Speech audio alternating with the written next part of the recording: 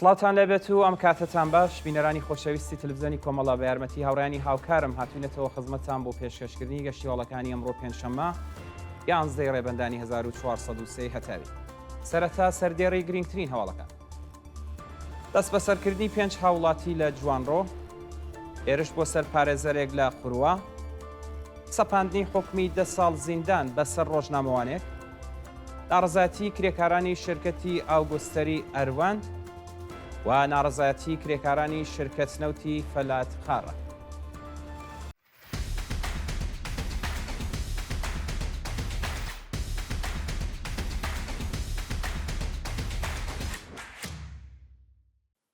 دەست بەسەرکردنی 5 هاوڵاتی لە جوانڕۆ ڕۆژی چوارشەممە 3 ڕێبەندانی 1403 5 هاوڵاتی لە جوانڕۆ لەلایەن هێزانیەکانی کۆماری ئیسلامیەوە دەست بەسەرکراون و هێشتا چارەنووسیان دیار نییە.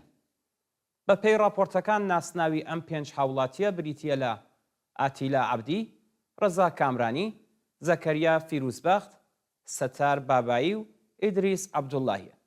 هێزانیەکانی کۆماری ئیسلامی بەبێ بەڵگەی قەزایی هێرشیان کردوتە سەر شوێنی نیشتە جێبوونی ئەم هاوڵاتیانە و بۆ بەندیخانەی ئیتلاعات ڕاگوێزراون. جێگەی ئاماژەیە تا کاتی داڕشتنی ئەم هەواڵە زانیاریەک سەبارەت بە هۆکاری دەست بەسەرکردنی ئەم 5 هاوڵاتیە لەبەردەستانیە. دەست بەسەرکردنی شارۆمەندێکی خەڵکی مەهاباد ڕۆژی چوارشەممە 10 ڕێبەندانی 1403 وەهاب خەدیریپور یەکێک لە ئەندامانی بنەماڵەی دادخوازەکانی مەهاباد لەلایەن هێزانیەتیەکانەوە دەست بەسەر کراوە.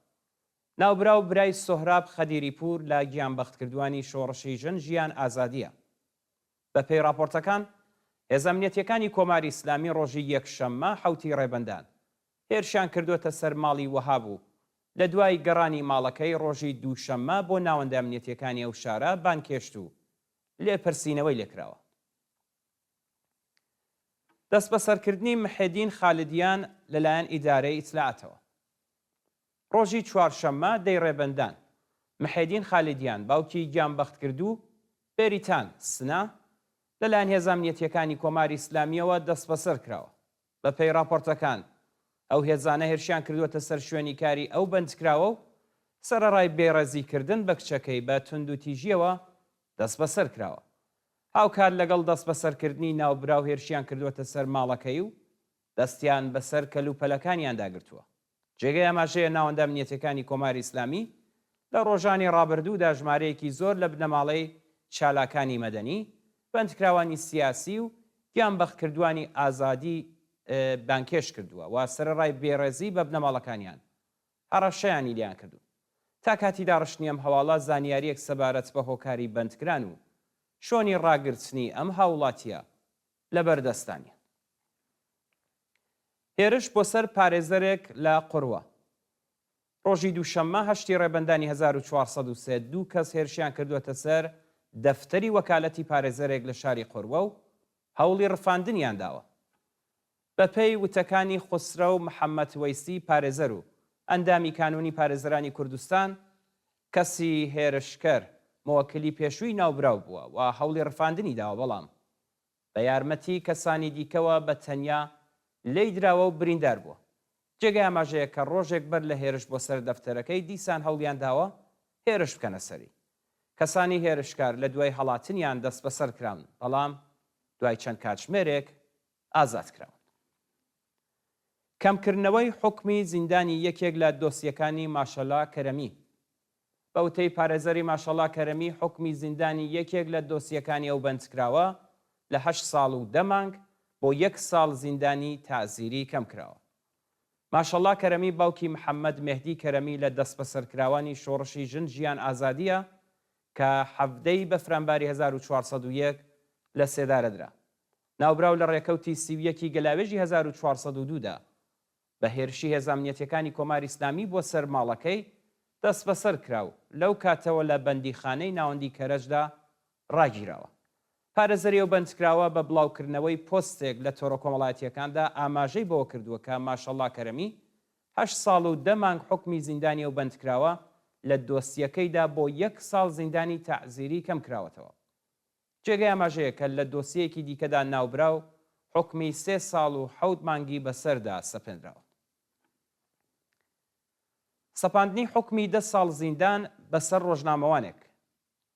ڕۆژی چوارشەممە دەی ڕێبەندانی 1403 پارێزەری ڕەزا وەلیزادە ڕۆژنامەوانی ئێرانی ئامریکایی بە بڵاوکردنەوەی پۆستێک لە تۆڕە کۆمەڵایەتیەکاندا ڕایگەیاند کە حکمی 10 ساڵ زیندان بەسەر ناوبراودا سەپێنراوە. ڕەزا وەلیزادە ماوەی 2 ساڵ لەمە بەردوای دەست لە کارکێشانی لە رادیۆ فەردا بۆ ئێران گەڕاوە. ناوبراو لە کاتی گەڕانەوە بۆ ئێران تا کاتی دەست بەسەربوونی لە دەستپێکی مانگی ڕەزبەری 1402 لە ژێر چاودێری ناوەندامنێتیەکانی کۆماری ئیسلامیدا بووە. بە وتەی کەسانی نزیک بەو ڕۆژنامەوانە ناوبراوە بە بۆنەی هاوکاری نەکردن لەگەڵ ناوەندامنێتیەکانی کۆماری ئیسلامی دەست بەسەر کراوە. کۆماری ئیسلامی لە سەرەتای هاتنە سەرکاریەوە تا ئێستا بە سەدان ڕۆژنامەوانی دەست بەسەر کردووە و حکمی زیندانی درێژماوەی بەسەریاندا سەپاندووە و ئازادی ڕاگەیاندنی بە تەواوی سنووردار کردوێتەوە. ناڕوونی چارەنووسی یەکێک لە کرێکارانی هەفتەپە. بە پێی راپۆرتەکان سەرەڕای تێپەڕبوونی زۆرتر لە 21 ڕۆژ دەست بەسەرکردنی تارق کەعبی یەکێک لە کرێکارانی هەفتەپە هێشتا چارەنووسیە و بەندکراوە دیار نییە. ناوبراو بەیانی ڕۆژی چوارشەممە 19 بەفرانباری 1403 لە ناو ڕێگەی چوونی بۆ سەرکار لەلایەن هێزانامنێتیەکانی کۆماری ئیسلامیەوە دەست بەسەر و بۆ شوێنێکی نادیار گواستراوەتەوە. سەرەڕای بەدواداچوونی بنەماڵەکەی ئەو بەندکراوە هێشتا ناوەندامنێتیەکانی کۆماری ئیسلامی وەڵام دەرەوەی بنەماڵەکەی نین. شانی باسە تارق کەعبی برای ماهر کەعبی بەندکراوی سیاسی پێشوو و ئەحمەد کەعبی بەندکراوی سیاسی لە بەندیخانەی ناوەندی کرمانە. ناڕەزاتی کرێکارانی شرکەتی ئاوگوستەری ئەروەند. کرێکارانی شرکەتی ئاوگوستەری ئەروەند سەبارەت بە دۆخی ژیان و پیشەییان ناڕازین و بۆ ماوەی زۆرتر لە 5 مانگە حەقدەستیان وەرنەگرتووە.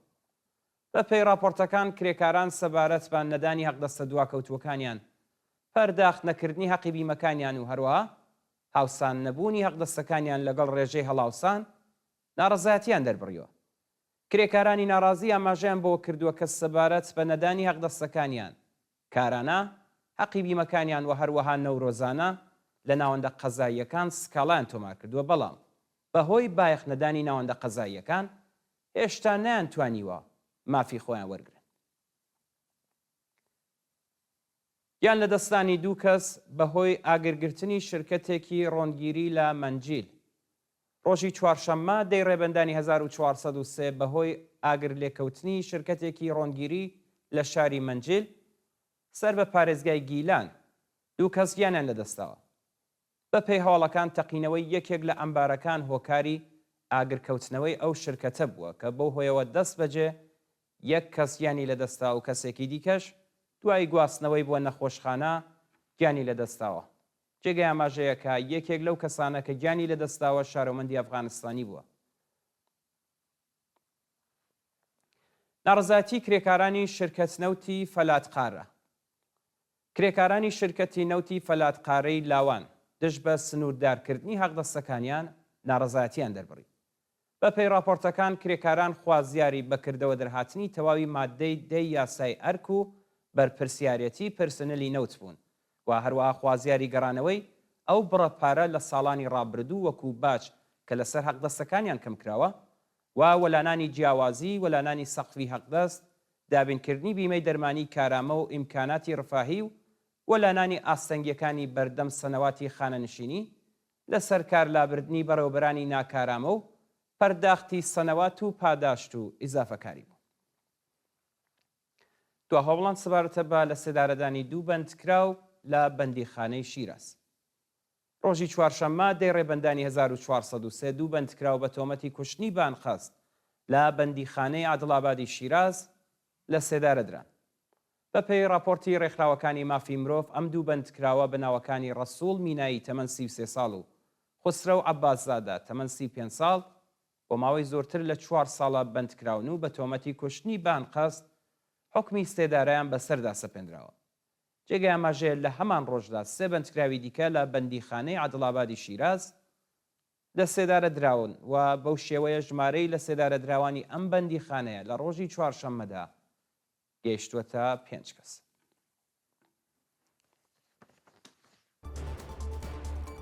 بەڵێ ئازانی خۆشەویستان گەشتیاڵەکانی ئەمڕۆتان پێشکەشکرا فەرمونون بۆ بینینی درێژەی بەرنامەکانی تەلەڤیزیۆنی کۆمەڵ.